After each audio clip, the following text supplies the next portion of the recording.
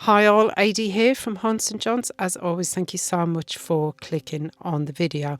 I'm in deepest, darkest Sussex. I'm at Bignor Roman Villas, and this site was uncovered when Mr. George Tupper was ploughing his field in 1811, and a big stone, or what he thought was a big stone, struck his plough. But what he actually uncovered was some remains of Roman villas and mosaics, and I believe they're some of the finest in the country. So let's go and have an explore. I'm just waiting for the rain to stop. I can see some sunshine in the distance, so yeah, let's go.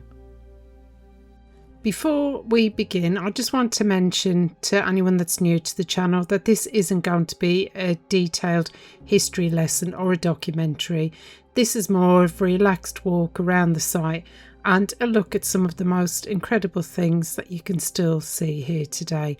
If you'd like a much deeper dive into Bignor and the history, there are plenty of excellent videos and resources available out there online. The first mosaic we're going to look at is probably one of the most famous here at Bignor. This is the Ganymede and Eagle mosaic, and it's really absolutely stunning. And even after nearly 2,000 years, the amount of details that survived here is really incredible. Now, this scene comes from classical mythology and shows Ganymede being carried away by an eagle. And in the original story, the eagle represents Jupiter or Zeus in Greek mythology, who takes Ganymede to serve as a cupbearer to the god. What's really impressive though is the quality of this workmanship after 2,000 years. Every tiny piece of the stone here is being carefully placed to create shading, movement and detail. And it's easy to forget when we're looking at these mosaics that they weren't created for museums. These were part of somebody's home. Guests would have walked into this room and immediately known that the owner was wealthy, educated and very keen to do a bit of showing off. And to be fair, if I had a floor like this, I'd definitely want to show it off too. Now, this is the dining room water basin, and this would originally have contained water and acted as a decorative feature within the room. So they would have been dining here and they would have heard the gentle sound of running water. So it must have been quite an impressive setting for entertaining guests. And one of the really unusual things about Bignor is that you can still walk across parts of the original floor, and of course I had to touch it. It's quite amazing to think about how many people have touched and walked on these stones before me. The Roman owners, the Roman servants, the Victorian archaeologists, and now thousands of visitors every year. The buildings that we see today were actually built as protective buildings. So these are Georgian structures, but what's fascinating is that the walls that are painted white is new, but below that level the exposed stonework is actually the original Roman masonry. If you want more details, please do pause and you can look at some more details or read the information boards in a little bit more detail. But like many of the mosaics here, this particular design combines geometric patterns with decorative details, and they would have transformed what otherwise probably would have been a fairly ordinary room. But one thing that really strikes me throughout this villa is the consistency of quality. You don't just get one spectacular mosaic and then lots of plain floors. Room after room contains intricate decoration, and that really tells us how wealthy the occupants must have been. And even after centuries underground, the craftsmanship still shines through. And I do want to apologise. There was some school groups in here, so I was a bit limited about where I could film, and I couldn't quite get all the shots that I wanted, but I'm sure you'll enjoy it anyway. Now we've reached what was probably my favourite room in the entire villa, and this is the famous Venus and Cupid gladiators mosaic. Again, please do pause it if you want to look at it in more detail. Honestly, this is one of those mosaics where the more you look, the more details you notice.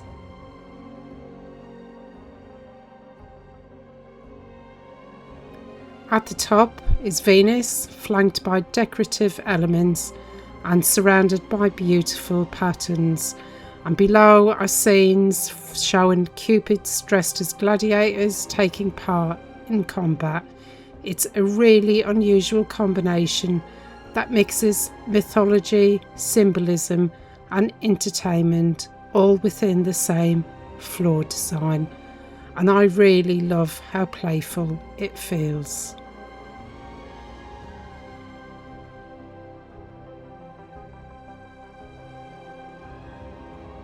I often think of Roman art, well, that what I've seen in the past and when in Rome, as being really serious and formal, but this particular mosaic has a real personality.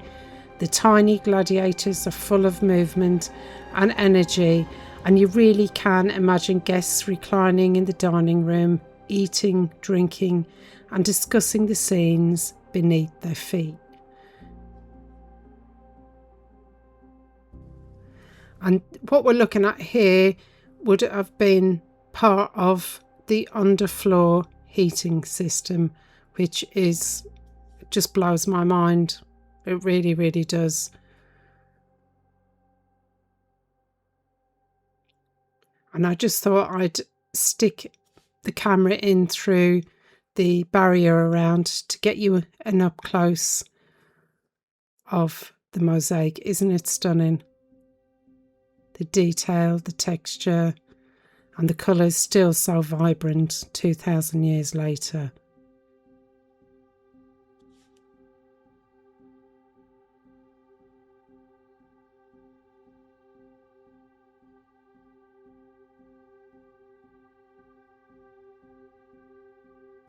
Sadly, parts of the mosaic have been lost over time, but what survived here is still truly spectacular, and in many ways the missing sections almost make it more intriguing because your imagination starts filling in the gaps. I could probably stand here staring at this floor for far longer than I should.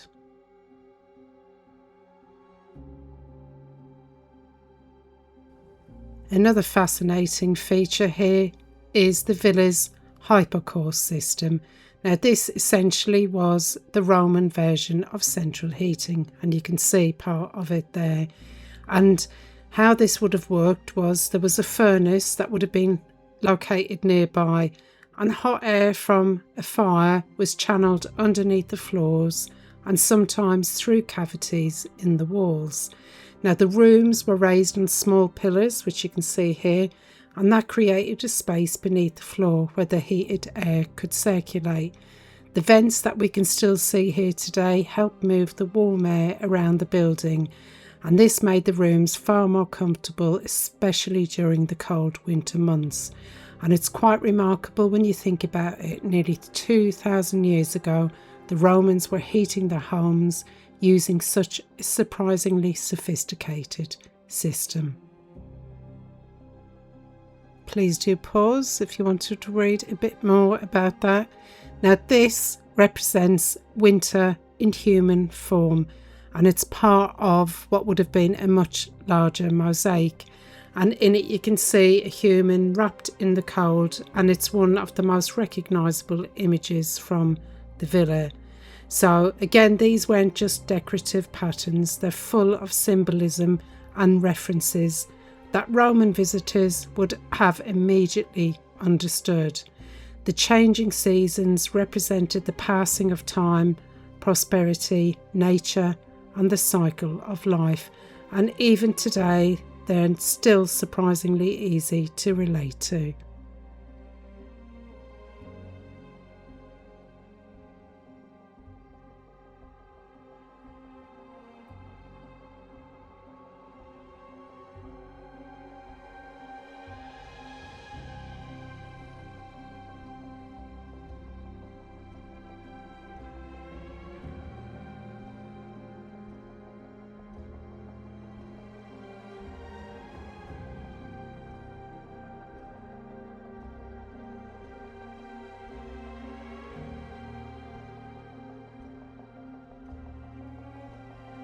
And there's some old Roman steps.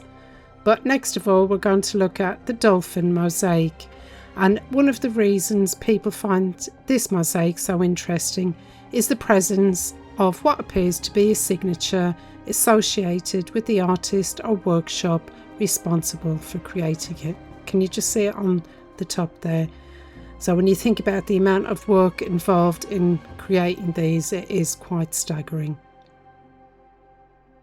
I'm now entering the North Corridor, and this is the longest Roman mosaic on public display in Great Britain, and it stretches around 24 metres, and it really does seem to go on forever. The geometric design is beautiful in its simplicity, creating a visual effect that really draws your eye all the way down the corridor. And what's more impressive is that this displayed section is only part of the original pavement, which would have extended much further.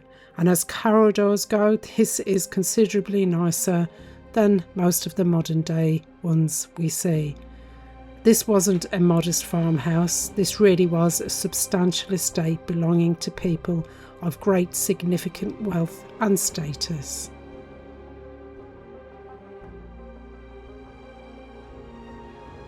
And there's a quick overview here. It's one of two models that I found, but you can see the actual location of some of the mosaics that we've seen in what would have been the original villa. I'm now heading back outside for a quick look at the bath complex.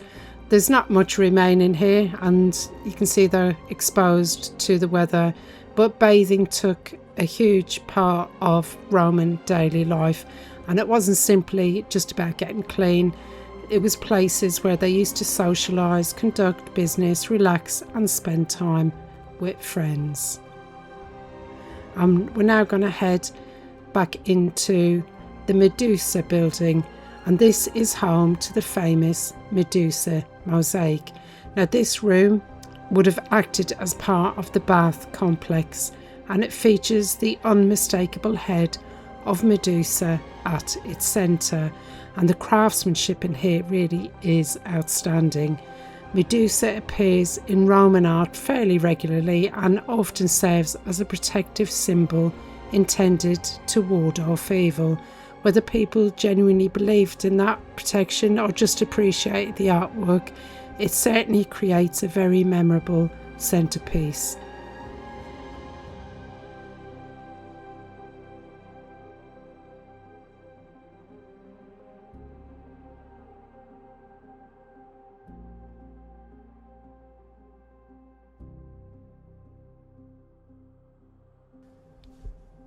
The final part of my visit takes us through some of the museum displays, and honestly I spent such a long time in here. There was so much to read and see, but I'm just going to show you a very brief overview.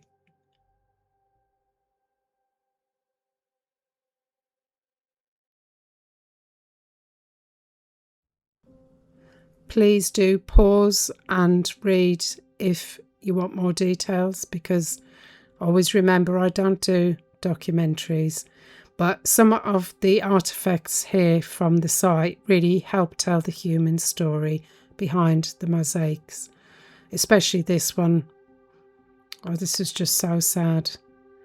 I mean, it's nice to see the display, but I really feel like the skeleton should be buried. What do you think? Do let me know in the comments. So one thing, looking at these lovely floors and impressive building, but it's seeing these everyday objects that just makes the people who lived here just feel all the more real, don't you think? You start really thinking less about the Romans as a distant civilization and more about the individuals who ate, worked, travelled, traded and lived their lives right here. And there's so many fascinating objects on display here. Honestly, I couldn't show them all to you, but each adds another small piece to the puzzle of what life at Bignor was actually like. And like it says there, they didn't really have cameras, so there is loads of illustrations around during the excavations. And you can see some window glass here, some old iron nails. Extraordinary, isn't it? Part of a clay pipe, a key. Just, there was so much here. Definitely worth visiting if you're interested or if you're in the area. And look at the dates on some of these dishes. This just blew my mind. Look, AD 60 to 75. I don't know where any of these places are, by the way. Like a Central Gaulish group, AD 125 to 145. It's just the age. Extraordinary. And like I said, this is just a very brief overview. It's not a detailed history, but there's so much to explore on this site, and it's definitely worth doing because the place is genuinely fascinating. And Bignor is really special because it isn't just the history, it's just really accessible. You can touch things, touch the floors, walk on mosaic floor, and it's just really open and welcoming and doesn't feel all stuffy like a lot of museums usually do.